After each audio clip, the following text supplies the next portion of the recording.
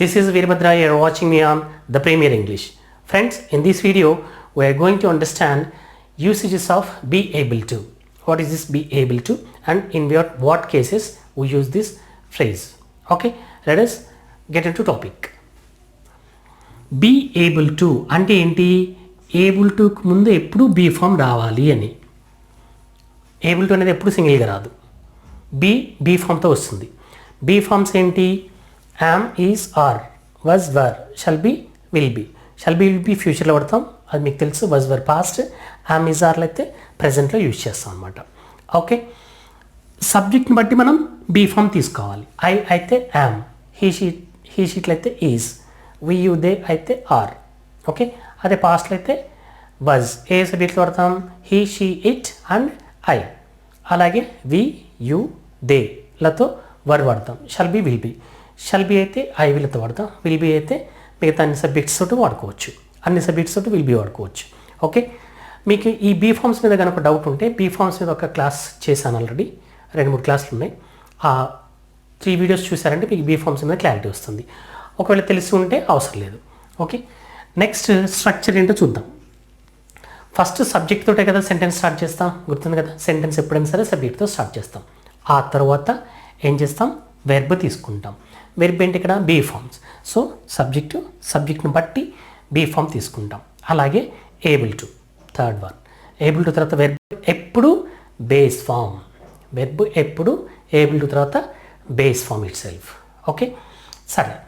ఏ సందర్భంలో వాడతాము అంటే చేయగలిగే స్థితిలో ఉన్నాను, ఇప్పుడు చేయగలను అని చెప్పే సందర్భాల్లో ఏబుల్ టును వాడతాం. మరి చేయగలను అనడానికి కెన్ వాడతాం కదా సార్ అనే డౌట్ మీకు రావచ్చు. ఏబుల్ టుకి కెన్కి కాస్త డిఫరెన్స్ ఉంది. ఆ డిఫరెన్స్ నేను లాస్ట్లో చెప్తాను. సో వీడియో ఎండింగ్ వరకు చూడండి, మధ్యలో స్కిప్ అయితే ఆ తేడా అర్థం కాదు. ఓకే, చూడండి సెంటెన్స్. ఐ సబ్జెక్ట్ ఐ కాబట్టి బీ ఫామ్ యామ్ తీసుకున్నాను. ఆ తర్వాత able to, verb in base form. I am able to speak English. నేను ఇంగ్లీష్లో మాట్లాడగలిగే స్థితిలో ఉన్నాను అంటే ఇప్పుడు మాట్లాడగలను, మాట్లాడతాను ప్రస్తుతం. ఓకే, గతంలో మాట్లాడగలిగే స్థితిలో ఉన్నానా లేదా ఇక్కడ చెప్పడం లేదు, తెలియట్లేదు. సో ఇప్పుడు మాత్రం అంటే ప్రస్తుతంలో ఇంగ్లీష్ నేను మాట్లాడగలిగే స్థితిలో ఉన్నాను అని చెప్తున్నాను.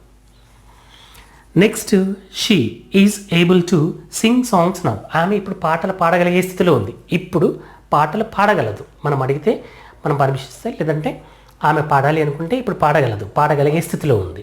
రైట్.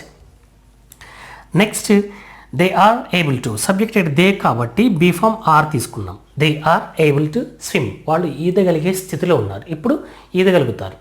వాళ్ళు ఇప్పుడు ఈదగలిగే స్థితిలో ఉన్నారు అని చెప్పడానికి బీ ప్లస్ ఏబుల్ టుతో చెప్పామన్నమాట. Next, we're able to understand. Subject we కాబట్టి ఆర్ తీసుకున్నాం, ప్లూరల్ కదా. We're able to understand others speak English. మేము ఇతరులు మాట్లాడే ఇంగ్లీష్ని కూడా అర్థం చేసుకోగలిగే స్థితిలో ఉన్నాను. ఇతరులు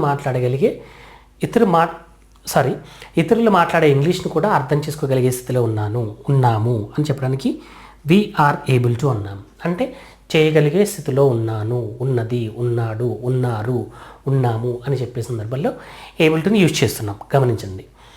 next, he is able to teach English. అతను ఇప్పుడు ఇంగ్లీష్ చెప్పగలిగే స్థితిలో ఉన్నాడు, మాట్లాడడం కాదు, రాయడం కాదు, చెప్పగలిగే స్థితిలో కూడా ఉన్నాడు. So he is able to teach English చెప్పగలిగే స్థితిలో ఉన్నాడు.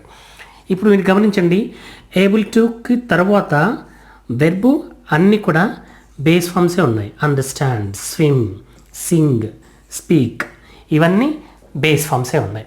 అలాగే ఏబుల్ టుకి ముందు బీ ఫామ్స్ ఉన్నాయి. యామ్, ఈజ్, ఆర్, ఈజ్, ఇవన్నీ be forms. So subject be form, able to, ఆ తర్వాత వెర్బ్ ఇన్ బేస్ ఫామ్. ఈ 4 వర్డ్స్ గుర్తుపెట్టుకొని కరెక్ట్గా ప్లేస్ చేస్తే చాలు. ఓకే, సరే. మరి దీనిలో క్వశ్చన్స్ వేయొచ్చా అంటే వేయచ్చు. హెల్పింగ్ వెర్బ్ ఉంది కాబట్టి ఖచ్చితంగా మనం క్వశ్చన్స్ వేయచ్చు. అలాగే నెగిటివ్స్ చేయొచ్చు. ఇప్పుడు I'm able to speak English ఉంది, నేను ఎప్పుడు ఇంగ్లీష్ మాట్లాడగలిగే స్థితిలో ఉన్నాను అని దీని అర్థం. మరి వ్యతిరేకంగా చెప్పాలి అంటే మాట్లాడగలిగే స్థితిలో లేని చెప్పాలి. అప్పుడు ఎలా చెప్తాం? ఐఎమ్ ఏబుల్ టు స్పీక్ కదా, I'm not able to speak, లేదా I'm unable to speak English. ఇట్లా 2 రకాలుగా చెప్పవచ్చు. ఒకసారి క్వశ్చన్ ఎలా వేస్తాం, నెగిటివ్స్ ఎలా వేస్తాం అనేది ఎగ్జాంపుల్తో సహా చూద్దాం. ఈ సెంటెన్స్ చూడండి friends. You are able to speak English, మీరు ఇంగ్లీష్ మాట్లాడగలిగే స్థితిలో ఉన్నారు అంటే ఇది పాజిటివ్ సెంటెన్స్ కదా. సో దీన్ని స్టేట్మెంట్ అంటాం, మీరు మాట్లాడగలిగే స్థితిలో ఉన్నారు అని నేను ఒక స్టేట్మెంట్ చెప్తున్నాను. ఓకే, దీన్ని క్వశ్చన్ చేయాలి. క్వశ్చన్ స్ట్రక్చర్ గుర్తుంది కదా. ఫస్ట్ ఏం వస్తుంది, హెల్పింగ్ వెబ్ ముందు వస్తుంది, ఆ తర్వాత సబ్జెక్ట్ వస్తుంది. గమనించండి, ఆర్ అనేది ఇక్కడ హెల్పింగ్ వెబ్, దాన్ని ఫస్ట్ తీసుకున్నాం. ఆ తర్వాత యూ అనేది సబ్జెక్టు. సో బీ ఫామ్ ముందు తీసుకున్నాం అంటే హెల్పింగ్ వెబ్ ముందు తీసుకున్నాం, ఆ తర్వాత సబ్జెక్ట్ తీసుకున్నాం. ఇదే స్ట్రక్చర్ ఏ టెన్స్ అయినా, ఏ సెంటెన్స్ అయినా, ఏ సబ్జెక్ట్ అయినా, ఏ హెల్పింగ్ వెబ్ అయినా సరే క్వశ్చన్లో ఎప్పుడు హెల్పింగ్ వెబ్ ముందు వస్తుంది, ఆ తర్వాత సబ్జెక్ట్ వస్తుంది. గుర్తుపెట్టుకోండి. Are you able to speak English, మీరు మాట్లాడగలిగే స్థితిలో ఉన్నారా, ఇది క్వశ్చన్.